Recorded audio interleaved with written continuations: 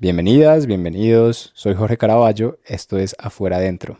Antes de empezar, quiero agradecerles a todas las personas que escucharon el primer episodio, la conversación con Loli Molina. Es un gusto sentirme acompañado en esto.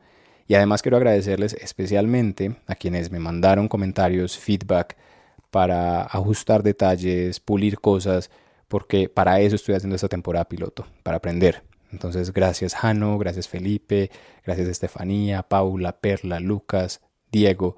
Gracias porque sus comentarios me sirvieron un montón y traté de incluirlos en la producción de este episodio.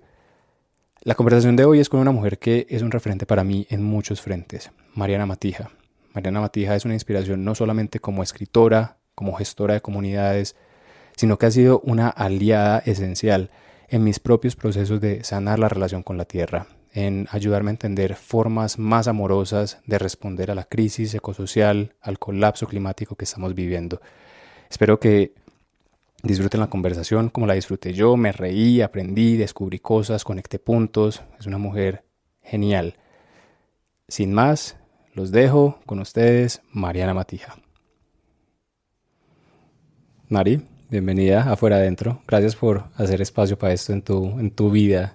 Qué lindo poder conversar. Muchas gracias a ti por la invitación. Estoy súper emocionada por este rato hablando contigo. Empecemos con un ejercicio de llegar. Cierra los ojos, porfa. Vamos a respirar 3 veces.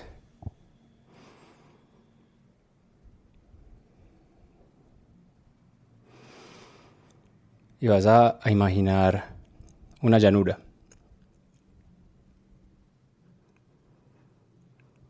Y en esa llanura hay una montaña.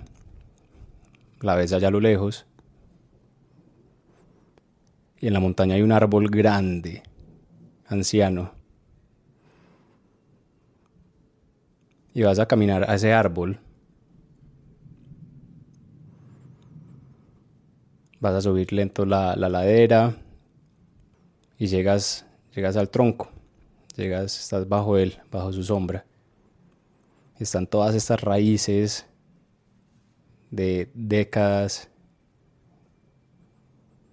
entrando en la tierra, nutriéndose, afirmándose.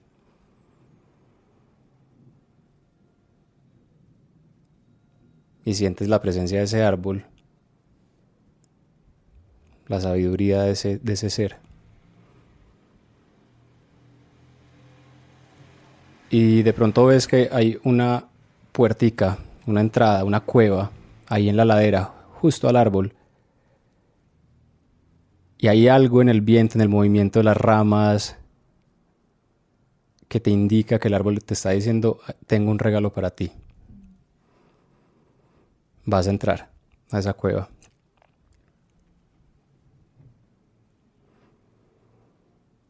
Estás entrando en la tierra.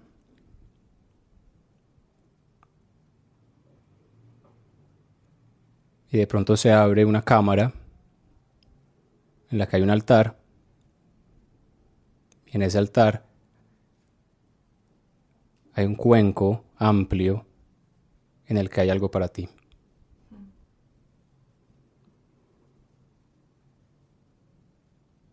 Te vas a acercar, lo vas a mirar.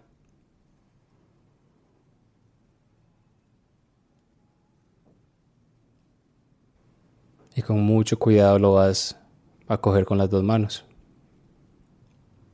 El regalo del árbol para ti. Ponlo en algún lugar de tu cuerpo en el que quieras guardarlo. Y lentamente vas a volver, vas a salir. Y vas a llegar otra vez a este lugar, donde estamos, en tu cuarto, en tu casa, en Envigado. ¿Qué te regaló la tierra? Qué belleza. Muchas gracias por ese ejercicio. Me regaló una roca. Me regaló una roquita que cambió de forma, de hecho, mientras la miraba. Como que se me apareció primero una roca como cristal, pues como una, digamos, amatista, cuarzo, o sea, como no, un cristal no identificado. Y luego se volvió una roca de río. Y después volvió a ser cristal. Y, o sea, como que estuvo intercambiando entre cristal y roca de río. Qué lindo. Una roca que se metamorfosea. Sí, una roca viva. Una roca viva, Qué sí. Lindo, qué lindo, qué lindo. Mari, pues dos de las cosas de las que, digamos que tus obras, tus creaciones, que para mí son referentes, son Ser Tierra como comunidad, porque siento que estás creando una conversación, estás creando una nueva forma de discutir y encontrarse con uno y con otros para eso, para renegociar la relación con la tierra. Y también en el libro, Niña Pájaro Glaciar, estás desarrollando esa conciencia de no soy un sujeto, no soy un individuo, es una parte, soy más un contenedor, ¿cierto? Soy ese espacio en el que las cosas son. En ti esa conciencia de ser tierra, ¿cómo empezó a darse? Cuando tú eres tierra, ¿qué sientes? ¿Qué es? ¿Cómo lo sientes? ¿En qué momento lo sientes? Uf, qué buena pregunta. Pues voy a volver a lo que me planteé al desarrollar el taller Ser Tierra, porque yo siento que eso es algo que se ha quedado acompañándome y que me ha ayudado mucho como empezar a ser más consciente que todo es una práctica y que en la medida en la que es una práctica pues es algo a lo que uno vuelve, como no es algo a lo que uno llega. Claro. No es como uno llega y se queda, que es muy el discurso del paradigma dominante de pensamiento. Que es una captura. Sí, exacto. Es nombro como, y capturo. Exacto, nombro y capturo, llego a este lugar y lo logré. Claro. Y me quedé ahí. Aquí está mi nombre. Exacto. Como una cosa muy de una narrativa de lo estático, de lo mecanicista. Total. De metí esta materia prima, al otro lado salió un tornillo. Y de la flecha del progreso, pues moviéndose. Sí, es muy productivo. Sí, exacto.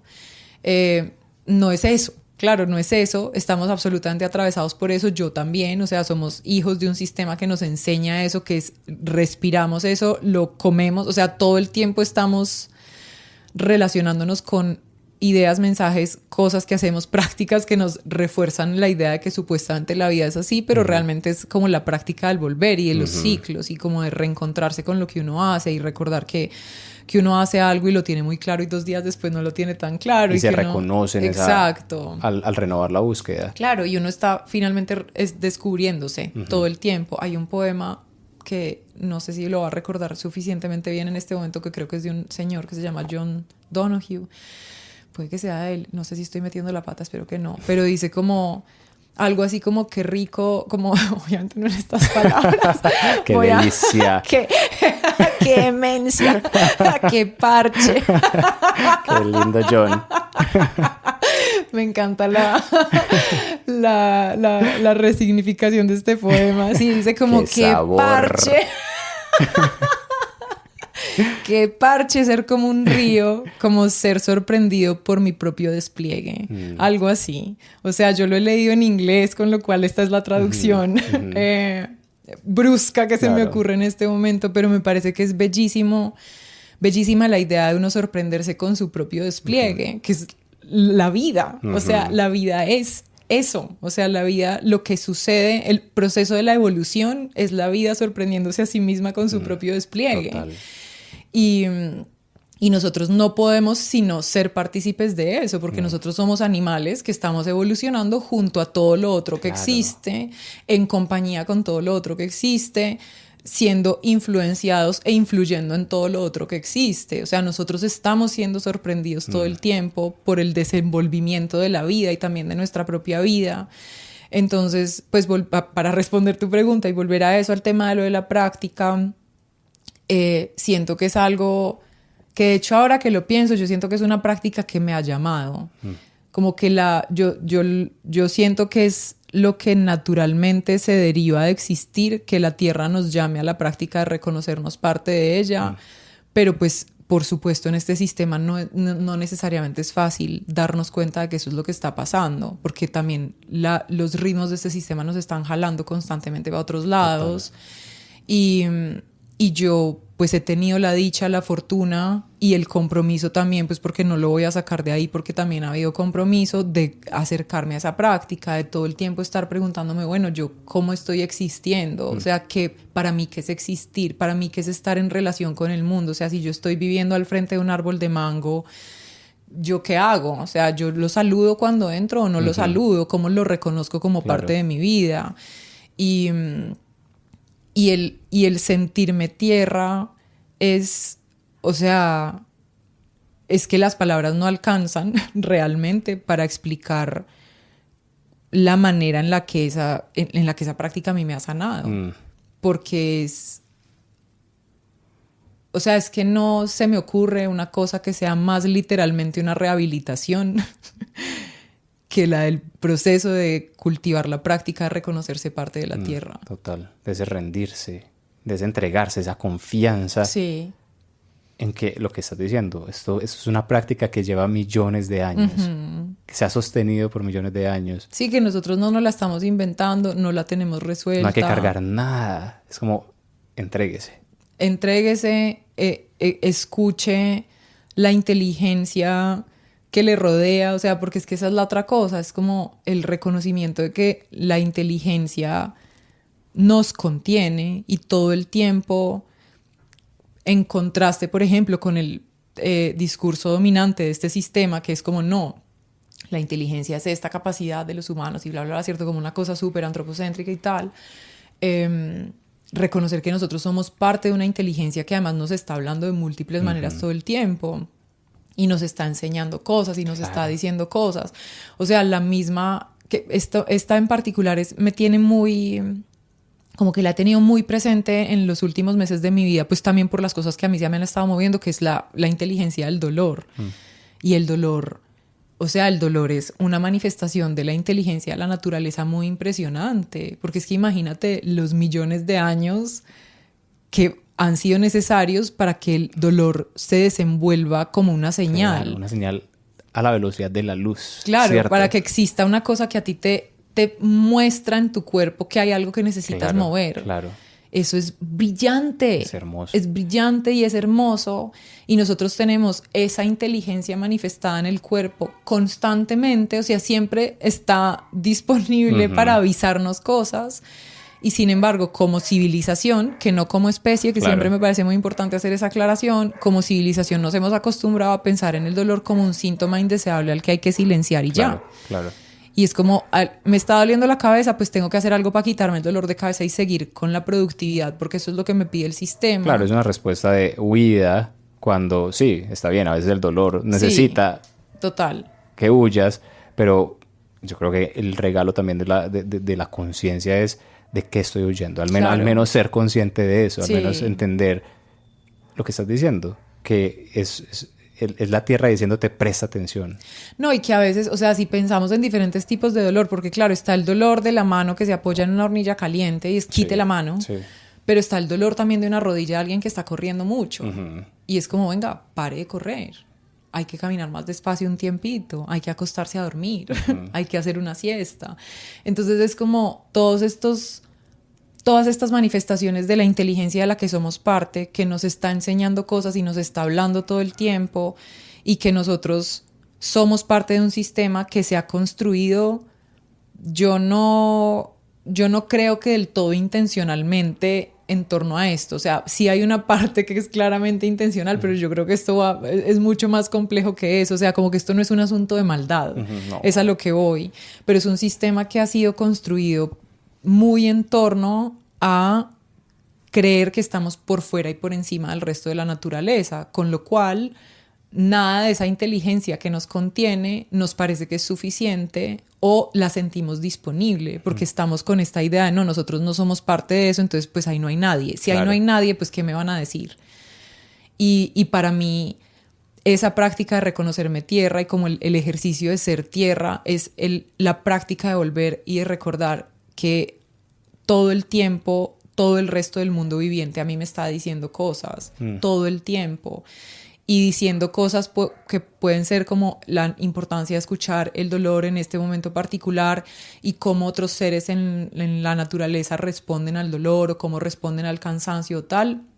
O puede ser como sencillamente, y sencillamente dentro de unas comillas gigantes, pues porque tampoco tiene nada de sencillo, o sea, tiene todo el despliegue, toda la complejidad del mundo, pero el uno sentarse a mirar la existencia de otro ser. No sé, esta mañana, por ejemplo, salí acá al jardín de la casa porque íbamos a desayunar y vi una mariposa que está ahí en las maticas, que son las...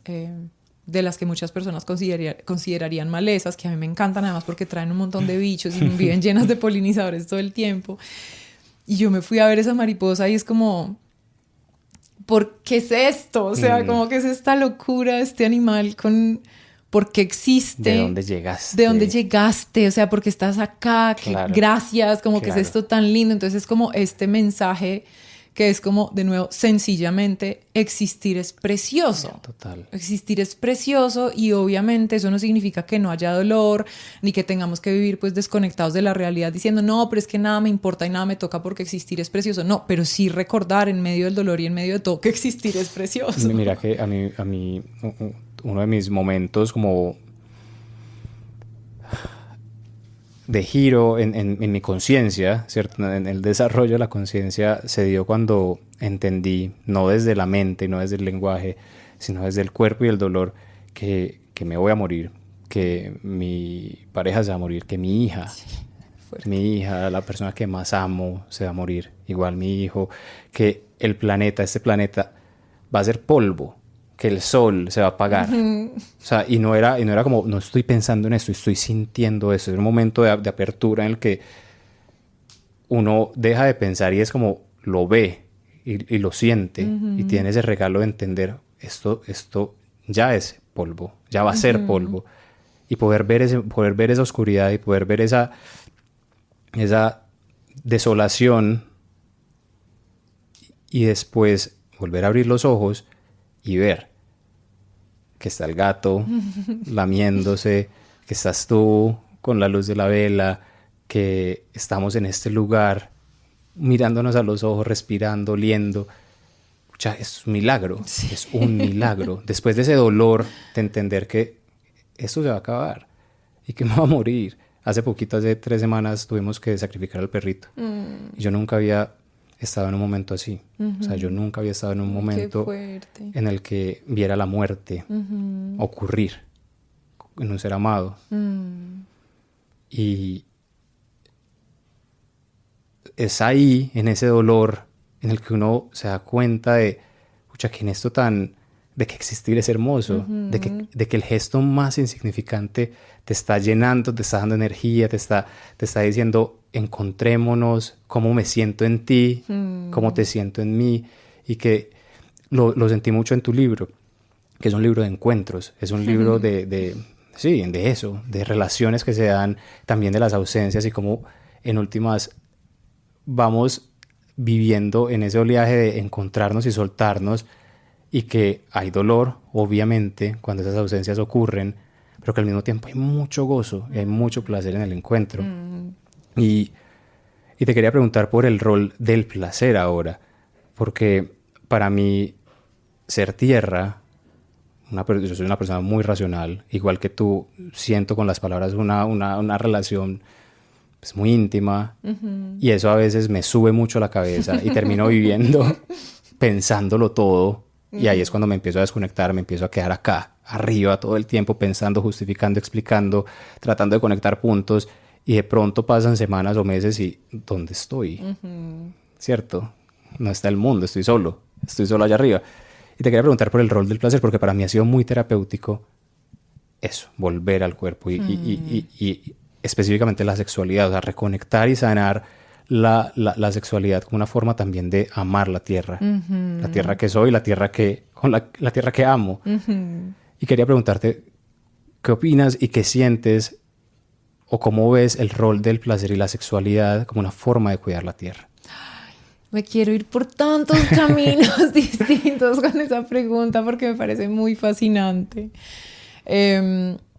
Algo que quiero decir sobre las palabras, que lo exploro en el libro y que me gusta mucho que lo hayas traído, y es eso, o sea, que a mí, o sea, lo que yo siento por las palabras, a mí me parecen fascinantes, son como un gran regalo. Magia. Sí, pero al mismo tiempo son súper tramposas por eso, o sea, porque uno puede caer, y sobre todo dentro del paradigma dominante de pensamiento de esta civilización, caer en la trampa de pensar que cuando uno verbalizó algo lo entendió. Y las palabras son solo palabras hasta que uno las experimenta, o sea, uno puede decir, no, es que, o sea, uno puede describir cosas que nunca ha sentido, pero es que sentirlas es distinto. Total. Y haberlas sentido le permite a uno describirlas de otra manera e incluso darse cuenta de que tal vez son indescriptibles. Total. Entonces con las palabras está eso. Y hay una cosa que a mí me resultó, o sea, me pareció muy, muy fascinante y que la quiero contar por si a alguien le pasa esto mismo con las palabras y lo quiere explorar. Hay un ecofilósofo gringo que se llama David Abram. Total. Estaba pensando en él cuando te estaba hablando de esto. Bueno, tú leíste el de Spell of the Centuries. No, yo solamente leí Becoming Animal. Bueno, en este otro, que es su tesis doctoral, él lo que plantea es, en esencia, cómo el desarrollo de la escritura alfabética, él ve el desarrollo de la escritura alfabética como un punto de ruptura de la relación de los humanos con el resto del mundo viviente. Y él, pues, esto lo argumenta de una manera muy fascinante, muy clara, que a mí me convenció. Pero, en resumen, que esto a mí me parece muy bello, él habla de cómo la relación que tienen los humanos que viven en comunidades que están basadas en tradición oral, tiene una relación muy distinta con el territorio, con unos con otros, con los otros seres, pues porque es que lo que está pasando acá es que tú y yo estamos sentados el uno frente al otro hablando, o sea, como que hay una presencia física, hay una corporalidad de las palabras, de la voz, o sea, de los gestos que las palabras traen. Exacto, o sea, es una cosa completamente encarnada. Total. Es una experiencia del cuerpo y estar hablando y que tú hagas un gesto con el brazo, entonces está, total, ¿cierto? O sea, como que estamos teniendo hay acá un montón de lenguajes. Exacto. Versus una cosa escrita en donde lo que él plantea es como que al escribir es como si se tomara el espíritu que se manifiesta en la palabra y se pusiera en el papel, en donde, claro, tiene toda esta belleza que yo puedo leer a David Abram, porque yo no lo puedo tener al frente hablando porque vivimos a miles de kilómetros de distancia y claro. Pero también lo que pasa es que a mí me empieza a dar la sensación de que yo puedo hablar sin estar en relación con el mundo, que yo puedo estar escuchando dentro de mi cabeza además unas Total. Ideas que no responden al cuerpo de otros. Crea una distancia y una abstracción. Exacto. Y a mí eso me parece que es muy bello y de hecho lo relaciono con lo que sigue, con el tema pues como del placer y de la sexualidad. Y pues diría yo más bien desde mi perspectiva el erotismo. Del erotismo. Claro, ¿qué es eso? O sea, es como la presencia en el cuerpo y como el existir además es en sí mismo es la experiencia de lo erótico. Lo sensual, sí. O sea, literalmente es sensual. Exacto. Son los sentidos, o sea, es nuestra forma de encontrarnos con el mundo. Exacto. Y pues en una civilización como la nuestra, absolutamente atravesada por la escritura alfabética, ¿cierto? Por el salirnos del mundo viviente a creer que las voces suceden como encerradas dentro de nuestra cabeza, que no suceden a través de un cuerpo, que no suceden a través de la relación física, somática, sensorial, emocional con otros, sino como racional, claro. Fría, objetiva, de laboratorio, ¿cierto? Que es como toda esta narrativa.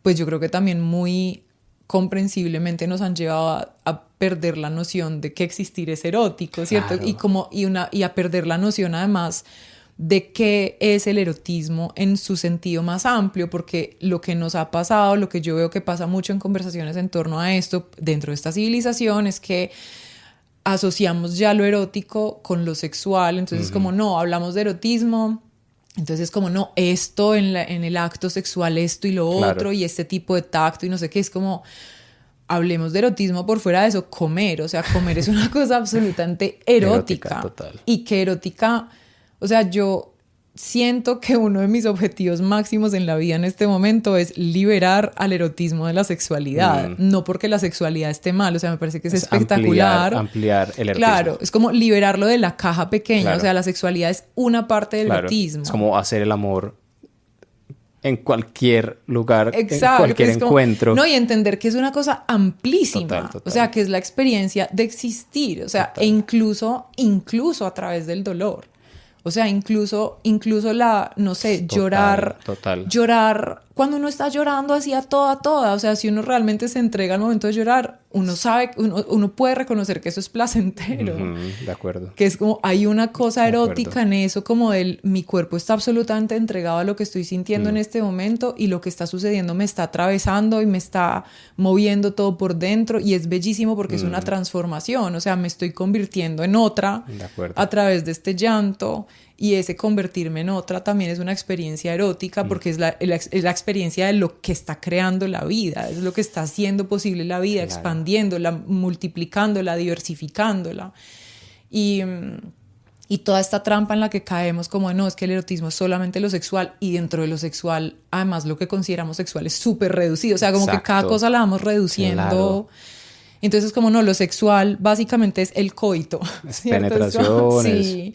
Y solamente sucede en estos contextos y todo lo otro entonces no se considera sexual y lo erótico entonces es solamente esto. Total. Y pues, y claro, todo esto además mezclado con un montón de trampas narrativas en las que hemos caído por múltiples motivos, pues como de mucha culpa en torno al placer, de ver el placer básicamente como un vicio, como una cosa que puede volverse, sí, como porque también como que lo vemos, creo yo, se me ocurre en este momento como muy desde la mirada del hedonismo rampante, descontrolado, de yo solamente quiero lo que se siente bien y que todo esto esté a mi alcance y no hacerme cargo de nada de lo que eso implica, cuando no tiene por qué ser así. Claro, porque yo siento que es como el consumismo interrumpe esa capacidad de abrirse a sentir.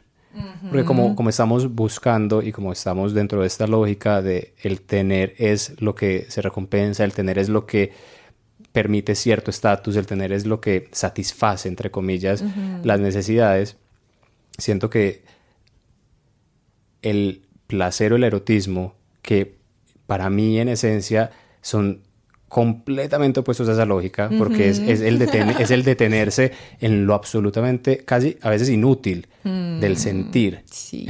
Inútil o improductivo más bien, del sentir. Total. Es una forma de alguna manera de controlar eso y de limitar el placer a esa pequeña ilusión de si tengo algo ya estoy, si tengo algo ya lo conseguí. Claro, es como una satisfacción, como una búsqueda de una satisfacción muy fugaz, a través de claro, por lo general a través de la acumulación y como de la apropiación y de la extracción. Claro, que se ve en la misma relación que tenemos los hombres con las mujeres, por ejemplo. O sea, el macho es quiero tenerte. Y eso es lo que me da, digamos que eso es lo que me da valor, eso es lo que, con lo que puedo indicar que estoy triunfando o que ocupo cierto lugar, es cuánto tengo. Sí, total. Y ahí hay otra cosa que se me viene a la cabeza en este momento y es que para mí esto además está muy relacionado con saber recibir. Y eso es una cosa que como nosotros como civilización no sabemos hacer. O sea, recibir es algo que tenemos en general. O sea, yo procuro ser muy cuidadosa con estas generalizaciones porque obviamente sé que hay muchos matices y todo esto, pues, pero claro, en términos generales, una cosa que tiende a caracterizarnos como civilización es esa dificultad para recibir, que yo no la entiendo, no voy a pretender entenderla, pero digamos que en torno a eso me he planteado preguntas y me he planteado ideas y teorías, digamos, y una de las que tengo, por lo menos de las personas con las que yo en general comparto mi vida, que son personas pues también muy sensibles hacia el resto del mundo viviente, como hacia tener una vida como más curiosa, más compasiva, más contemplativa también, y como del deseo de aprender a existir en relación con los otros. Igual somos personas como con muchas dificultades para recibir. Y he pensado que puede estar relacionado con que pues crecemos en un sistema en el que el recibir no existe, existe el quitar.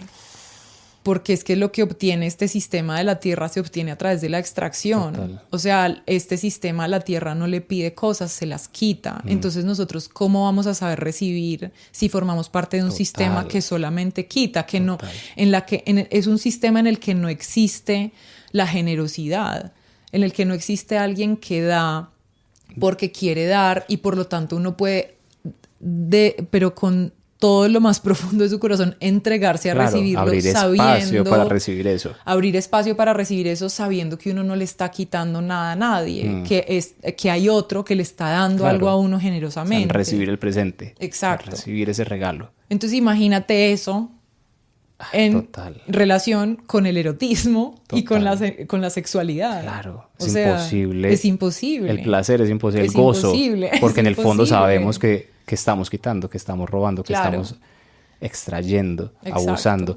Y mira que ahí, pues yo siento que en el fondo hay un trauma, hay un dolor, porque yo siento que la inteligencia del cuerpo, la inteligencia de esos millones de años de evolución está ahí hablando y sabe que esa forma de acercarse y relacionarse con los seres, con los otros seres, no es...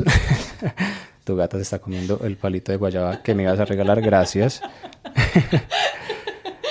Que la forma de relacionarse con esos otros seres no es la forma amorosa y no es la forma...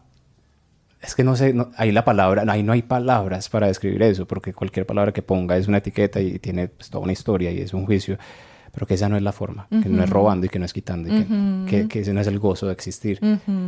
Y en ese dolor de saber eso, el cuerpo sabe eso, hay un dolor que yo siento que no se renegocia con palabras, que no se sana desde lo lengual, desde lo verbal, desde lo intelectual, sino desde el mismo cuerpo. O sea, cómo escuchamos ese dolor y lo llevamos a transformarse en otra cosa, ¿cierto? Y para eso, pues me imagino, es lo que estabas describiendo, la práctica de encontrarse, la práctica de admirar, de prestar atención, de sentir y apreciar. Pero también me parece muy interesante que tu comunidad, que la comunidad en la que digamos que estás gestionando, es una comunidad que sobre todo, porque es virtual, porque estás aquí, es discursiva, es una conversación. Sí. La palabra es el vehículo principal. Central, claro. Y me pregunto si has pensado en formas de encontrarse desde el cuerpo, desde lo físico, desde lo somático, para hacer algo con ese dolor diferente, para transformar ese dolor, que no sea solamente pensando y hablando, sino de verdad sintiendo, que puede llevar a eso que dices que es esa llorada, o que puede ser esa gran expansión del placer. Pero me pregunto eso, o sea, si lo has considerado, si es algo que has pensado, es como encontrando de otras formas. Sí, o sea, es algo que está, de hecho, muy presente desde... Siento que el momento en el que lo hice más consciente fue cuando empecé a desarrollar el taller de Ser Tierra. Porque yo era como, esto no puede ser solamente una cosa discursiva, o sea, como esto no puede ser una cosa solo verbal. Y para mí también ha sido como un proceso de descubrimiento y de relacionarme de otra manera conmigo misma, pues porque mi relación conmigo misma ha sido mucho esa. O sea, la relación de la racionalización, de la intelectualización, de yo esto me lo voy a verbalizar y me lo voy a explicar con palabras porque así es como lo puedo metabolizar, cuando obviamente esa no es la única vía. Y o sea, es algo que me llama mucho, que me interesa mucho, que sigo en el proceso de tratar de entender, no sé si entender la palabra, pero sí, como tratar de experimentar en carne propia cómo siento que quiero acercarme a eso para poder saber cómo quiero compartirlo con otras personas. Y yo siento que es como en el proceso de ese descubrimiento. Y además a eso le sumaría algo que para mí también ha sido muy importante, que esto también lo explora David Abram en sus libros, pero yo como que a mí me ayudó a asentarlo a través de las palabras. Precisamente fue un ecopsicólogo gringo que se llama Andy Fisher, que él habla de la importancia, en un libro espectacular que se llama Radical Ecopsychology, que también recomiendo mucho a quienes les llame la atención el tema. Hay un momento en el que habla de la necesidad de reconocer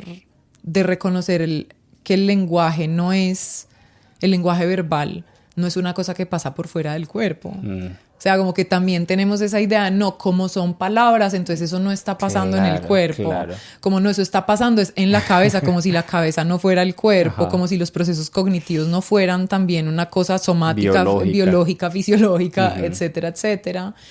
Y él pone en el libro un ejemplo que a mí nunca se me va a olvidar porque lo sentí y me pareció hermoso. Él decía, no recuerdo exactamente en qué palabras, pero decía, tan claro es que el lenguaje verbal es una experiencia física que todos hemos sentido cuando nos falta una palabra que tenemos en la punta de la lengua. Total. Y el placer que se siente en todo el cuerpo cuando la palabra aparece. Y uno es como, sí, esta era. Total. Y es como una sensación de todo el cuerpo, porque claro, todo el cuerpo produjo esa palabra. Claro. Y cuando uno le falta la palabra, cuando a mí me pasa eso, de verdad siento que hay un huequito que no he podido llenar y me puede pasar 2 días. Sí, y después la encuentro en un libro y es como, ¡ay! ¡Qué rico! Aquí está. Esa era, sí. Y para mí eso también fue pues ha sido y sigue siendo muy sanador, porque dentro de mi fascinación con las palabras, pues también he peleado mucho con ellas, como porque siento que me han facilitado muchas cosas, pero a la vez siento que también me han dificultado muchas por esa trampa, como por la trampa en la que caemos creyendo que al verbalizar entendimos, y yo siento que yo he caído en esa trampa una y otra vez y otra vez. Entonces, claro, hay momentos en los que las palabras me exasperan un poco, es como ya no quiero, o sea, como ¿por dónde más? Que no sea por las palabras, pero verlo de la manera en la que lo plantea Andy Fisher ahí, para mí fue como, bueno, ¿de qué manera empiezo a convivir con mis propias palabras, entendiendo que es que son una experiencia de todo mi cuerpo? Eso no es algo que está pasando como de la garganta para arriba, porque las palabras están fluyendo a través de mi cuerpo, porque todo mi cuerpo ha tenido unas experiencias particulares, y además estas palabras pues no son un error que nos llegó a los humanos en un huevo cósmico inexplicable, o sea, son el desarrollo de la inteligencia de la naturaleza específicamente a través del cuerpo humano. Es el cuerpo comunicándose, es otra forma de comunicación del cuerpo. Exacto, entonces en ese sentido sí creo que, claro, a las palabras hay que mirarlas con curiosidad y también como con, en ciertos momentos, cierta desconfianza. Pero creo que también lo que necesitan de nosotros las palabras es que las devolvamos al cuerpo. O sea, como que las reconozcamos como una experiencia del cuerpo. Claro. Y en ese sentido, pues que digamos que eso me ha alivianado un poquito la prisa por encontrar otras maneras, pues como con lo que me preguntabas de lo del cuerpo, pues porque yo he tenido esas preguntas en torno a lo de la comunidad y tal, y con la idea de facilitar más cosas que sean presenciales y en fin. Pero esto me ha alivianado un poquito la ansiedad, en el sentido en el que yo digo, bueno, claro, hay cosas que yo escribo y que pasan es como muy a través de lo escrito, pero también hay muchas cosas que yo comparto en audio que ya es otra experiencia. Sí, total. Y hay muchas otras que son de conversar, que son otra cosa, porque puede que no estemos en el mismo espacio, pero estamos viendo la cara de la otra mientras habla, y no sé, digamos, las experiencias. Este año tuvimos un taller con Natalia Mejía, que es una veterinaria maravillosa que se ha enfocado pues dentro como de una mirada más holística de la veterinaria y muy particularmente del acompañamiento como al proceso de morir y a los duelos. Y tuvimos un taller que era sobre la muerte en nuestros animales compañeros, y eso fue bellísimo porque fue un encuentro de gente en muchos lugares del mundo, todas personas que teníamos ganas de hablar sobre lo que sentimos en torno a la muerte de nuestros animales compañeros, en torno a los duelos que no hemos metabolizado porque no teníamos las herramientas y no teníamos cómo. Y este no es un mundo que sea amigable hacia los duelos por las vidas de otros animales. Y ahí pasaron cosas somáticamente muy potentes. O sea, yo hablo por mí, porque solamente puedo hablar por mí, pero yo estoy segura de que esto le pasó a otras personas. En ese taller hubo un momento en el que Natalia nos estaba haciendo una meditación guiada y yo lloré como no había llorado yo no sé en cuánto tiempo, que es mucho decir porque este año he llorado harto. Pero yo lloré y yo sentía cómo en mi cuerpo se estaba moviendo, se estaba transformando un duelo que yo tenía como cristalizado. Y esto fue escuchando a una persona a través de Zoom. Qué bello. Y fue escuchando sus palabras. O sea, yo estaba acostada en una cama, yo no estaba haciendo, entre comillas, nada. O sea, estar acostado es un montón, pero a lo que voy es que sí, claro, esencial mirar con cierto, o sea, cuestionar las palabras, entender sus limitaciones, pero al mismo tiempo yo creo que parte de lo urgente es el ejercicio de reconocer que las palabras son el cuerpo. Total. Y que las palabras son el vehículo también de las metamorfosis. Es algo que quería conversar contigo porque uno de las líneas centrales de Niña Pájaro Glaciar son los paisajes internos, ¿cierto? Y es esa sensación de lo que es afuera es adentro, ¿cierto? Afuera adentro. Y hay uno de mis autores o de los escritores que para mí han sido guía y referente no desde lo intelectual, sino desde eso, las palabras como conciencia, las palabras como esas ayudas para expandir la forma de habitar, de ampliar esa experiencia del mundo, es Elías Canetti. Y Elías Canetti, un búlgaro que escribía en alemán, escribió mucho sobre la metamorfosis. En su libro principal que se llama Masa y Poder, es un libro que escribió en 40 años, ese es uno de los, digamos, ejes. Y él dice que la metamorfosis es una capacidad única de los humanos. Eso lo dice él, no sé, no importa si es única o no, pero es una capacidad humana, ¿cierto? Esa capacidad de sentir al otro desde adentro. Y yo quería preguntarte por eso, por esa, cómo practicas el ser tanto, ¿cierto? Cómo en tu camino se ha ido desarrollando esa capacidad de encontrarse con otros, no desde tú allá, yo acá, sino nosotros somos, ¿cierto? Porque yo siento que el amor con el que está escrito este libro, ¿cierto? Ese espíritu que sostiene tu trabajo viene de ahí, de una capacidad de sentir de tal forma que deja de distinguirse Mariana y su gata y es Mariana Gata. Y por eso se llama Niña Pájaro Glaciar, ¿cierto? Es como me metamorfoseo todo el tiempo como una forma, como una práctica en la que el mundo está haciendo a través de mí, en el que yo ya no estoy haciendo, sino que estoy siendo o estoy dejando que el mundo se haga en esta conciencia. Y llegué a tu casa y miré el altar porque soy un metido y había un libro, se llama Metamorfosis, que nunca había leído, porque yo conocía las Metamorfosis de Ovidio y Canetti, y está este. Contame. Ay, no, este libro es tan hermoso. Es que estoy buscando acá a ver si he encontrado una parte en la que él habla precisamente de la metamorfosis, él contrasta la metamorfosis con la conversión y con otra. ¿Quién es él? Él se llama Emanuele Coccia, es un filósofo italiano. Y yo llegué a este libro por la recomendación de un amigo librero que me tiene muy bien pillados los gustos y me trae maravillas de estas a mi vida. Bueno, no sé si lo voy a encontrar así de fácil, me toca explorarlo más a fondo, pero el tema de la metamorfosis, como por ejemplo, me gusta mucho, o sea, este libro, Metamorfosis de Emanuele Coccia, ultra recomendado también a quienes les interesen estos temas, y en general ese libro para mí ese libro fue una gran guía y de hecho estuvo muy presente en el desarrollo del taller de Ser Tierra. Buenísimo. Porque yo ese libro me lo leí unos mesecitos antes y para mí fue como, esto está... Es el vocabulario. Claro, como esto acá me está hablando de cosas que me interesa mucho abordar, porque él habla todo el tiempo de la Tierra como un ser que está en metamorfosis. O sea, nosotros somos parte de la metamorfosis de la Tierra. Wow, claro. Y él esto pues igual lo habla, no sé, desde la mirada de los insectos, de las aves. Es bellísimo, es como habla de, no sé, del huevo, la oruga, como habla de la muerte, como la muerte es una metamorfosis. Y por ejemplo, eso que me parece bellísimo, que es claro, reconocer que un ser que muere es un ser que se está transformando en otras cosas, porque es que uno muere y uno no se desmaterializa, o sea, su cuerpo sigue un proceso, que es el proceso de la vida en la Tierra, es la metamorfosis de la Tierra a través de todos sus cuerpos. Y a mí o sea, siento que esto es algo que me abraza, como que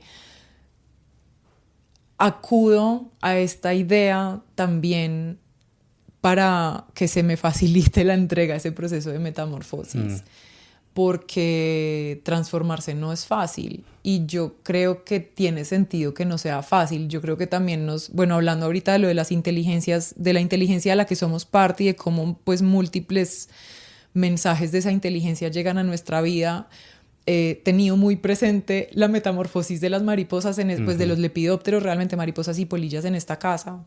Ha sido muy simbólico y muy loco porque desde que estaba preparando la mudanza en la casa anterior me di cuenta que en una planta que tengo estaba llena de huevos de un bicho chiquiticos y yo no sabía quiénes eran. Y yo, mira estos huevitos en otra ciudad. Yo como, mira estos huevitos, qué loco, ¿quién habrá puesto huevos acá? Fin, yo no me acordaba. Además, llegamos acá, a mí la mudanza me dio emocionalmente muy duro, en fin.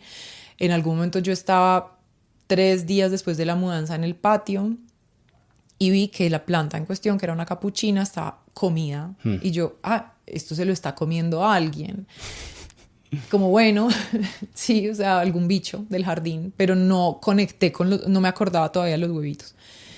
Al otro día la vi más comida, yo, no, pero este bicho está súper hambriento, ¿quién es? Y empecé a voltear, y yo como, claro, y volteé las hojas y estaba llena de orugas, o sea, llena de orugas chiquiticas.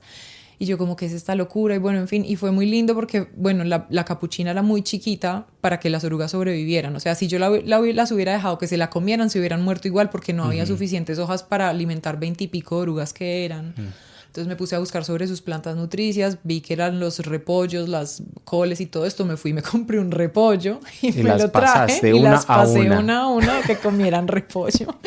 Y ellas siguieron comiendo repollo, felices de la vida, y se fueron convirtiendo en crisálidas. ¿En el repollo? No, en lo que queda el repollo. En unos, o sea, yo les ponía el repollo ahí. Primero les tenía un plato de barro como de los de Matero con el repollo ahí y yo las contaba, todos los días había menos y yo decía, bueno, algún animal se las está comiendo o ya se están yendo a hacer la crisálida a algún lado porque ellas ya estaban grandes.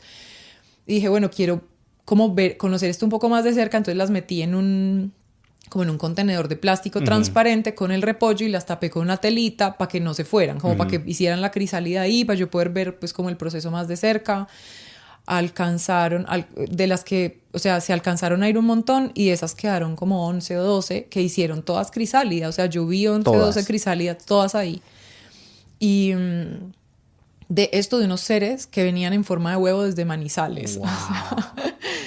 Y las vi nacer.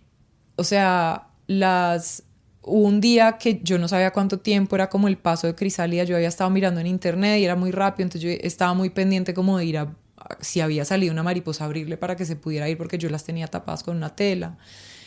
Y vi que había salido una, entonces ya las destapé, las dejé siempre con la tela abierta y después iba y ya había otra crisálida vacía, al momentico iba y ya había otra vacía, yo, pero esta gente, ¿a qué velocidad están haciendo? Y quedaban, no sé, las últimas 3 o 4 crisálidas y me pusieron una reunión, de hecho, porque ahora soy profe en este máster que mencionaba ahorita, doy una sesión de una clase y como es en horario español, pues claro, a mí la reunión me quedaba a las 5 de la mañana. Y me dijeron, como entendemos perfectamente si no puedes estar. Y yo como, no, me conviene levantarme a esa hora. Puse el despertador y fui y me senté en el patio a ver si veía nacer a las crisálidas. Y mientras estuve en la reunión nacieron. Qué lindo. O sea, las vi, yo nunca había visto eso. Rompiendo las vi abrir, hacer todo su proceso de fuerza, así de salir de la crisálida, de salir con su abdomen todo hinchado y las alas todas enroscadas y húmedas. O sea, es una locura. Vi nacer a una mariposa que no nació bien, o sea, ella se quedó pegada a la crisálida, no se pudo despegar, o sea, con todo el dolor que eso me generó. ¿Yo qué hago? ¿La ayudo? Me puse a buscar, no, ayudar a las mariposas a nacer no se puede porque no desarrollan la fuerza que necesitan para volar, y efectivamente, o sea, ella salió, las alitas nunca se le secaron, y claro, todo lo que implica eso frente a todas las otras que igual sí nacieron y las vi irse volar, y para mí ha sido muy simbólico la presencia de esas mariposas y la presencia de los lepidópteros en general en esta casa, porque todo el tiempo, hoy justamente descubrí 3 orugas nuevas en una planta de ricino que nació espontáneamente, y hoy la vi masticada y fue esto, ¿quién se está comiendo esto? Y levanté la hoja y hay Ahí 3 está. orugas distintas, yo no sé de quiénes son. Hay otra mata que se me la comieron completamente otras orugas. O sea, acá el jardín siempre ha tenido presencia de metamorfosis. Wow. O sea, siempre ha habido una oruga, una crisálida, una mariposa, una polilla. Y simbólicamente me parece muy interesante que toda esta vuelta la di para hablar de del dolor de la transformación, y es que algo que yo no sabía y que por lo que he notado en mis conversaciones con otras personas, por lo general no se sabe sobre el proceso de la metamorfosis de las mariposas, es que nosotros las vemos, claro, huevo, oruga, luego crisálida y mariposa. Yo nunca me había preguntado mucho qué pasaba en la crisálida, o sea, como que muy por encima yo pensaba, pues ahí adentro está la oruga y le salen alas, básicamente. O sea, como que ya hay claro, se disuelve. Se disuelve completamente, se vuelve un moco. O sea, hay un momento en la crisálida en la que si tú la abres sale una baba sin forma. Wow. O sea, imagínate lo que tiene que ser convertirse en baba. Pues puede ser muy doloroso o puede ser muy placentero. O las dos. Porque es que además no son mutuamente excluyentes. Claro. Puede tener mucho de las dos cosas, y de mucha confusión. Claro, tal vez somos súper dualistas en placer o dolor y es como hay otra cosa. Es que, de hecho, la relación entre el placer y el dolor, y a mí me interesa mucho porque yo estoy segura de que eso es un espectro y de hecho hay muchos puntos en los que se tocan. Y, y me parece muy interesante eso también porque es que nos ayuda precisamente a salir de esa lógica muy binaria que es muy aprendida de este sistema. Es como yo estoy o alegre o estoy triste. Es como quien no ha estado triste y alegre al mismo tiempo. O sea, claro. las cosas conviven. Yo tengo una playlist en Spotify que es Tristeza Dulce, que es una música deliciosa. Ahí está. Ahí está. Entonces, como que tenemos mucho la trampa del falso dilema. Y a mí esta transformación de la oruga en la crisálida en moco irreconocible, en donde todo el ser se tiene que reinventar desde una baba que no tiene forma y se reinventa además porque hay unas estructuras que se llaman los discos imaginales, que son unos conjuntos de células que se llaman células imaginales, que son las que tienen la información, por así decirlo, de cuál es la forma que sigue. Y esos discos están presentes en las orugas. Y dentro de los estudios que han hecho, por ejemplo, que con todo lo cuestionable que pueden ser, porque obviamente tienen cosas muy tenaces, es como a orugas a las que las han sometido a unas descargas eléctricas asociadas a un olor, cuando son mariposas y les acercan ese olor, reaccionan como si les diera miedo que las fueran a herir. O sea, la mariposa, después de haber sido baba, claro. o sea, de haberse disuelto su forma y su identidad, tiene recuerdos de cómo se sentía ser oruga. Entonces esto es... Claro, es como, imagínate en ti cómo están los recuerdos de haber sido X o Y antes. Exacto. Y cómo no va a generar temor la transformación si uno no sabe qué sigue. Es lo desconocido. Claro. Entonces, como que me parece que el temor es muy natural, es muy comprensible. Me parece que de hecho puede ser muy bello, pero de nuevo dentro de esta trampa de lo binario y como de lo bueno y lo malo, es como no, temer no, entonces a esto hay que entregarse siempre full, pero entonces, es que... sea lo mismo siempre, ¿cierto? Es como lo estático. Exacto, y es como además pues confiar, digamos hablando de la confianza y de entregarse, o sea, uno cómo confía si no es teniendo miedo, o sea, si uno no tiene miedo lo que está practicando no es confianza, o sea, no sé, como que está dejándose llevar, pero en el momento en el que uno dice yo confío es porque hay por lo menos un factor de temor. Claro, claro. Y uno dice, a pesar del temor, confío. Me entrego, total. Sí, es como esta frase que dice como que uno solamente puede hacer la paz con los enemigos. Es como, claro, es como uno se entrega y confía en la medida en la que teme. Uno se desapega en la medida en la que se apega. Entonces, como siempre es una práctica que está ahí en el desafiar de ese supuesto binario.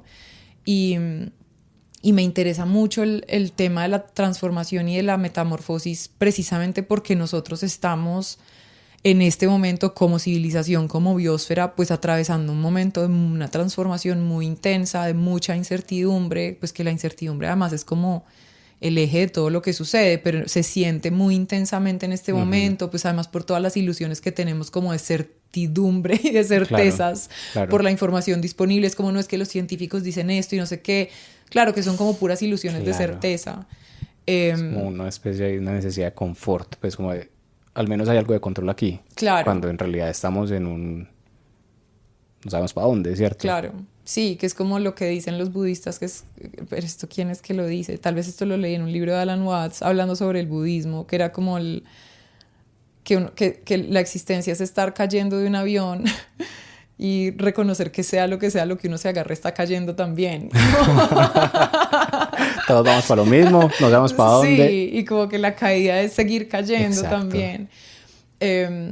Entonces sí, como que el tema del dolor y el temor en la transformación me parece que es fascinante y es muy bello y es que estoy también, yo siento que yo como que creo que esto ha sido una cosa que a mí en general me ha interesado mucho, pero últimamente me refiero en los últimos años, he sido más consciente de esta práctica que tengo, que a veces me impacienta a mí misma, de hecho, que es la de estar en parcial desacuerdo. Es como que a mí me digan algo y yo digo, sí, pero. Es como ahorita lo de las palabras, es como, claro, estoy completamente de acuerdo, pero es que al mismo tiempo está esto otro. Total.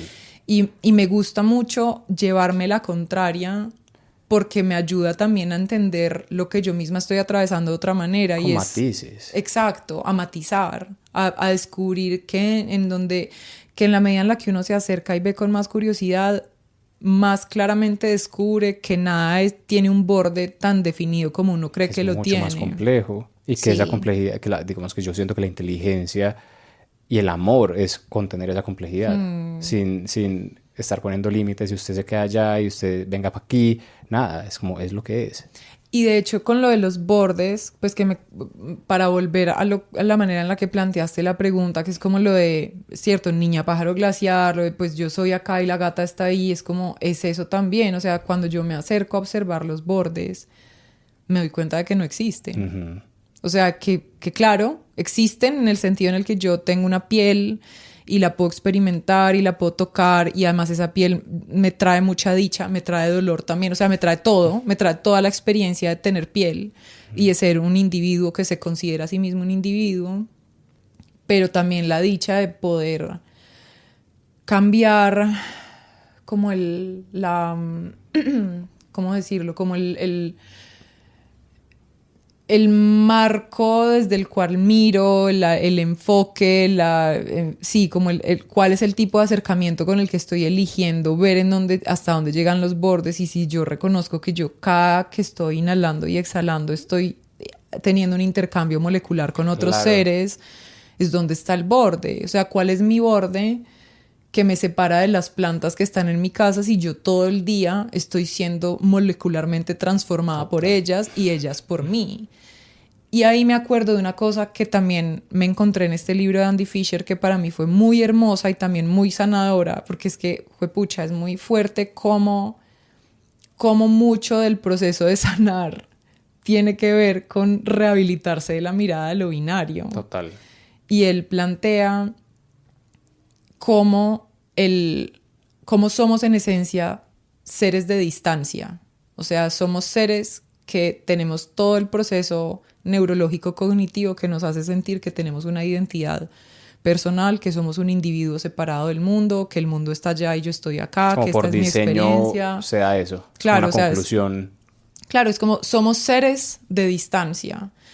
Y el problema no es que seamos seres de distancia, el problema es que haya excesiva distancia. Entonces lo que plantea es uno cómo encuentra la distancia óptima. ¿Cómo me puedo parar yo en un lugar que me puede dar la certeza de que yo soy una con mi gata y soy una con mis plantas porque todo el tiempo, porque los bordes realmente no existen, porque molecularmente nos estamos transformando todo el tiempo. O sea, porque... no es ni siquiera misticismo, claro, es química. Exacto, es química. Entonces, ¿cómo me puedo parar yo en un lugar que me permite reconocer eso? Reconocer que yo, como individuo, esencialmente no existo porque soy parte de todo. Y pues vamos a ponerlo en un marco un poco más pequeño. En este caso en particular, soy parte de la biosfera, soy parte de la Tierra, soy parte de la metamorfosis a través de la que está pasando la Tierra como un ser que existe. Pararme ahí, pero al mismo tiempo pararme en un lugar que me permite reconocerme como individuo y que me da la dicha, porque es que es la dicha de ver en el mundo a otros y que yo por lo tanto tenga interlocutores, claro. que yo tenga con quien ir a encontrarme. Qué bello. Y eso es hermoso. Es como lo otro, no como lo ajeno, sino como el compañero. Como exacto. Es aquello con lo que yo me puedo encontrar. Claro, qué lindo. Y yo solamente me puedo encontrar con otros en la medida en la que tengo una sensación de identidad, un límite, exacto. Borde. Qué belleza. Entonces es como, mira que es como es un baile entre las dos cosas, no es yo me voy a parar acá y todos somos todo y entonces no importa nada y el individuo no existe y ya, cero. Ni me voy a parar acá en esta soy yo y este es mi borde y nada lo que hay afuera acá es el importa. neurótico racional que a veces somos los que queremos escribir. Exacto. Exacto, es como bailo en la mitad. Qué lindo. Como bailo ahí entre yo necesito estar reconociéndome parte de todo y a la vez disfrutando el regalo que es sentirme un individuo. Qué lindo. Porque es que es un regalo y es algo que pues a lo que también muy comprensiblemente le tendemos a generar resistencia las personas que nos empezamos a hacer preguntas sobre esto, porque es como juepucha, la mirada individual y la lógica de la personalidad y de la identidad de quién soy, esto tan problemático y a dónde me puede llevar. Y sí, tiene todos estos otros matices, pero también es un gran regalo. Total. Entonces, ¿cómo recibo el regalo? Qué bello. Y que mira que tiene mucho que ver, de hecho, con lo de ahorita de recibir, que es que nos cuesta un montón. Esto es un gran regalo, ¿cómo lo recibimos? Yo no tengo la respuesta, pues, pero estoy en esa búsqueda. Mari, para cerrar, y gracias por pues, la generosidad de esta conversación, no hemos hablado de ti como escritora, hemos hablado de ti como alguien que está coordinando una comunidad o conectando un montón de personas alrededor de esta conversación, de ti como una persona que está prestando atención a lo que ocurre, a su entorno, pero no de los detalles de lo que significa no poner la etiqueta de ser escritora, sino escribir, ¿cierto? Escribir como un gesto que también es físico, que también es del cuerpo. Y quería preguntarte, para, pues como brevemente, ¿cómo ocurrió este libro? Si había algún ritual que tenías antes de sentarte a escribir, en dónde ocurrió, ¿fue algo que fue rápido o fue algo que gestaste por años? Un poquito sobre ese proceso, ¿cierto? Si hubo bloqueos, ¿cómo los esquivaste? Pues mira que este libro, a ver, con lo de si tomó mucho tiempo o poco tiempo, las dos cosas son ciertas. Sí. Sí, porque lo escribí muy rápido en términos de lo que sé por personas a mi alrededor que escriben, que se pueden tomar escribiendo un libro. O sea, ahorita me contabas de este señor que escribió un libro en 40 años, que es como toda mi vida. Total, leí toda la vida ese libro. Claro. Y entonces, claro, digamos que dentro de ese contexto fue un libro que escribí muy rápido. Yo me demoré más o menos 3 meses escribiéndolo. ¿En serio? Sí. ¡Wow! Pero claro, yo siento que, y esto fue algo que me lo señaló Laura Ortiz, o sea, escritora un capítulo espectacular. por semana. Más o menos. Laura Ortiz, que es una escritora bellísima, amiga, que escribió un libro maravilloso que también recomiendo mucho, que se llama Sofoco.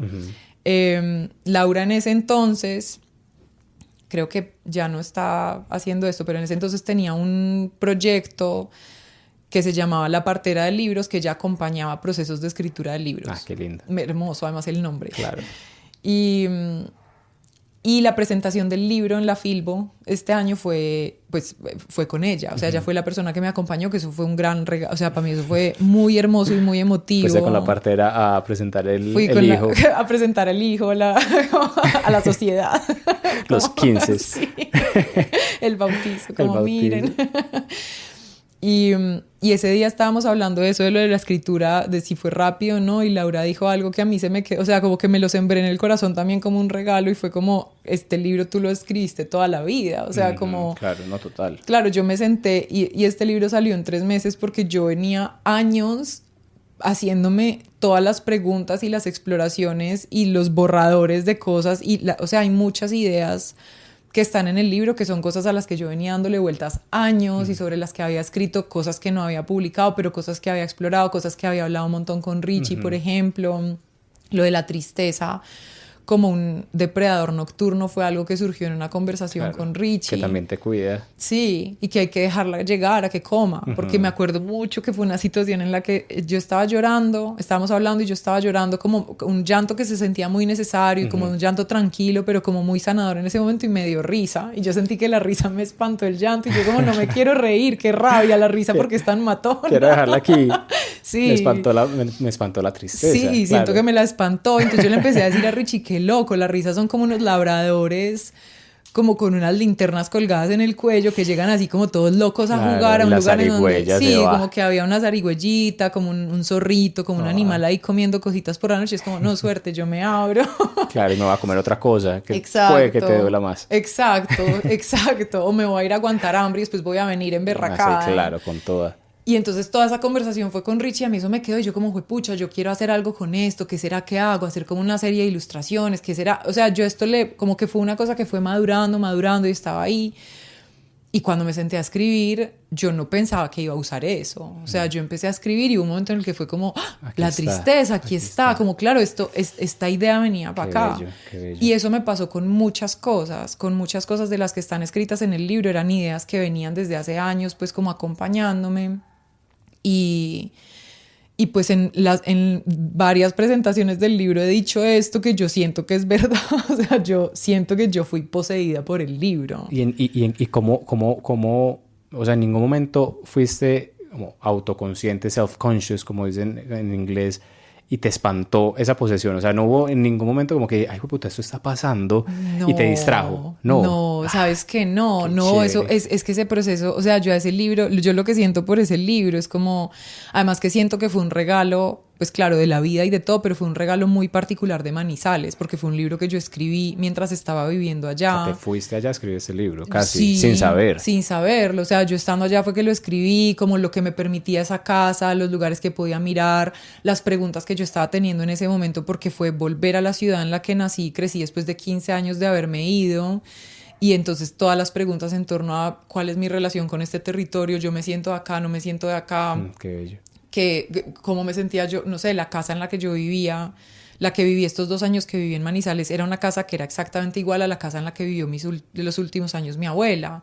Entonces, como todas estas preguntas sobre mi relación con mi abuela, con mi mamá, en fin, como que todo esto fue un regalo también de estar allá. Y yo lo que siento de verdad, o sea, de manera absolutamente genuina, es que a mí el libro me pidió ser escrito, porque yo me sentaba a escribir y yo llevo muchos años dedicada a escribir, o sea, sin la etiqueta de escritora. Pero, o sea, hablábamos ahorita del blog y yo escribía una vez por semana y mis publicaciones no eran publicaciones de 500 palabras, eran publicaciones de 3.500 palabras una vez a la semana, a veces más. ¿Y qué tan diferente fue este proceso a ese? Completamente distinto. ¿Cómo fue? O sea, ¿era el mismo escritorio? No, esto yo estaba, claro, era un escritorio distinto, era pues como No, me refiero, o sea, el libro, o sea, te sentabas todos los días en el mismo lugar y ahí, ok, se daba. en el libro, sí. A la misma hora. No, escribía en horas, empecé a escribir mucho en la mañana, o sea, como que me levantaba y me sentaba antes de cualquier otra cosa a escribir.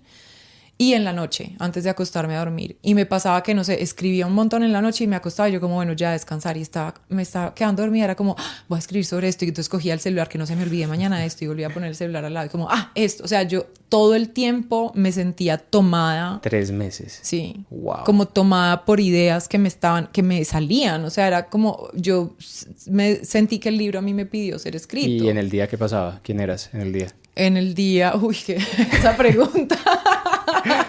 ¿Quién era en el día? En el día era sobre todo una persona que estaba pensando en el libro. O sea, yo siento que a mí... No tenías muchos compromisos. O sea, no estabas viendo mucha gente. No, porque o sea, esta temporada en Manizales fue una temporada como de vida social muy, pues como muy tranquilita, porque nosotros en Manizales, pues ya, a pesar de que los dos nacimos y crecimos allá, ya no conocemos tanta gente o la gente ya no somos tan cercanos. Entonces tenemos algunos amigos muy queridos, pero pues no era como una vida social muy activa. Y en general, pues la manera en la que se desarrolla mi trabajo en este momento es de una manera muy tranquila en la casa y como muy de introspección y exploración mía y como de sentarme a escribir y a compartir y a darle forma. Entonces, pues iba mucho al mismo ritmo, pero a mí este libro me tomó. O sea, yo empecé a escribir a partir de algo que yo ya había escrito antes, que es el primer capítulo. O sea, el primer capítulo era un ejercicio de escritura que yo había hecho para un taller de escritura creativa en el que había participado el año anterior. Okay. A partir de una situación que sucedió cuando vivíamos acá en el apartamento en Medellín, que fue la llegada de la reinita canadiense. Sí. Y yo tenía ese texto y entonces pensé como, bueno, yo quiero escribir y cogí ese texto porque me habían invitado a escribir un texto para una revista online de unos amigos de Costa Rica que es bellísima, que se llama Winblue. Sí. Y yo escribí un texto para esa revista, me gustó mucho. Ese texto es bellísimo. Ay, gracias, a mí también me gusta. Me encanta. O sea, que ese fue el tono, ¿cierto? Ese primer capítulo y ese texto, claro, ahí como que ya tú ya entraste en la frecuencia. Yo escribí ese texto para Winblue. O sea, cuando yo dije que sí lo iba a escribir, yo pasé varias semanas diciendo, yo, ¿por qué me comprometí con esto? Yo no voy a ser capaz, yo no voy a ser capaz, yo no quiero escribir, yo estoy muy cansada, a mí no me va a salir nada. Y típico fue como, bueno, escritor, sí. Como... porque dije que claro. Sí.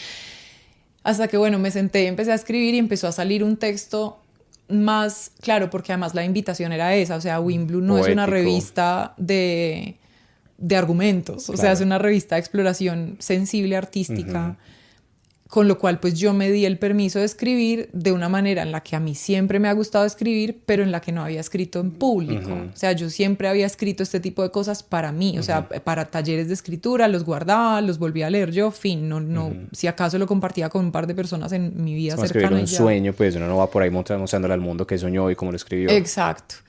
Y ya después apenas escribí ese texto, o sea, yo me sentí como conectada con algo, fue como, esto a mí me hizo mucho bien, chévere. Me encantó. Un magnetismo ahí. Sí, fue magnetismo, o sea, la palabra es esa, fue magnetismo. Y entonces yo me metí al computador y dije como, bueno, ¿yo qué cosas tengo acá? y vi el texto de La Reinita y yo, ay, a mí ese texto me había gustado, entonces lo cogí y dije, voy a ver de acá qué más sale, como me voy a sentar a expandir esto a ver qué fluye. Y fue muy bonito también porque en algún momento en una presentación del libro, que esto son cosas muy bellas, es que mira los regalos de las palabras, como a mí me gusta mucho, o sea, siento que es un gran regalo que a uno le hagan una pregunta, porque siempre es la oportunidad de uno verbalizar cosas que no ha verbalizado, claro. Y por lo tanto traerlas al cuerpo o también. Mirar la casa desde otro lado, desde otro ángulo. Exacto. Y en alguna presentación del libro me preguntaron que cómo había tomado la decisión de cuáles aves mencionar o de cuáles lugares. Y claro, yo eso no lo había pensado y ahí fui consciente, yo no tomé ninguna decisión. O sea, yo tomé la decisión de tomar el texto de La Reinita canadiense y de sentarme a releerlo y a reescribirlo, porque no, o sea, como salió en el libro, no es como yo lo escribí originalmente. Yo a ese texto le trabajé un montón. Y apenas estaba escribiendo sobre eso, fue como... obviamente voy a hablar de los bichofués. Entonces La Reinita canadiense me llamó a los bichofués. Se fueron llamando. Interno. Sí, ellos se llamaron. El paisaje ya estaba ahí. Sí, total. O sea, este libro fue una exploración de tu paisaje interno. Fue eso, exactamente. Desde que eras niña. Sí, sí, sí. Qué bello. Y por eso, pues yo creo que también fue... Es que a mí, por ejemplo, yo recuerdo estar sentada escribiendo, pensando, no puedo creer que no estoy bloqueada. Como no puedo creer. Y escribía y escribía. Ese pensamiento no te bloqueaba. No, y era como taque, taque, taque, taque, y eso dele, y sonaba ese teclado, y yo era como... Y Richie sin poder dormir. Y o sea, yo escribía y escribía párrafos y párrafos y párrafos, y claro, había momentos en los que yo paraba y me quedaba como, no sé acá qué, como... ¿A dónde va? Pero nunca era una sensación de bloqueo, que eso es una cosa que... Era simplemente como cuando uno está caminando por y donde para y mira a ver para dónde va. Sí, qué linda esa imagen, me encanta, sí. Como sin presión. Sí, sí, sí, total. Son tantos caminos posibles. Claro, porque era como no iba para ninguna parte. Exacto. Yo no sabía para dónde iba, entonces cualquier camino servía, total. Ay, qué lindo, me encanta. Qué belleza, qué belleza. Mari, 2 horas de conversación casi. Muchas gracias por tu tiempo. Última pregunta, es una pregunta que pues, se queda sin responder en el libro, me parece muy irresponsable que no la hayas respondido. O sea, en serio, yo leí hasta el final esperando que respondieras eso y no lo hiciste. ¿Cómo te gusta hacer el arroz? Ay, qué gran experiencia la del arroz, recuerdo eso con tanto amor. ¿Cómo te gusta hacer el arroz? A mí me gusta hacer el arroz, mira, yo no sé, yo creo que yo esto lo aprendí leyendo las instrucciones de una bolsa de arroz en Barcelona. ¿En serio? Sí, porque yo sabía hacer arroz antes y lo hacía como siempre, era como, no, una de arroz por 2 de agua. Pero alguna vez estaba cocinando en Barcelona en la casa de una amiga, este es el recuerdo que tengo. Y no le dio. No, y yo como que dije, como dice una bolsa de arroz que se hace el arroz, como nunca he mirado las instrucciones del arroz. Claro, y miré y decía como sofría el arroz un rato con 2 cucharadas de aceite, no sé qué, y caliente el agua aparte, y el agua échela caliente cuando el arroz ya esté como... Wow, esa no la sabía. Como tostadito, y no era 2 de agua, sino 1,5 de agua, y yo, no, esto es un mundo. ¿Qué? Entonces yo hice el arroz así, me quedó espectacular, y yo dije, no, esta es mi manera de hacer el arroz. Gracias, bolsita de Barcelona. Mari, muchas gracias. Muchas gracias a ti, me encantó esta conversación. Y bueno, como decía ahorita, creo que es un gran regalo que a uno le hagan preguntas, y de verdad, gracias por todos estos regalos que me has traído y por toda la generosidad de llegar con tu curiosidad a explorar lo que yo tengo para contar. Gracias. Con mucho amor, Mari. Gracias a ti.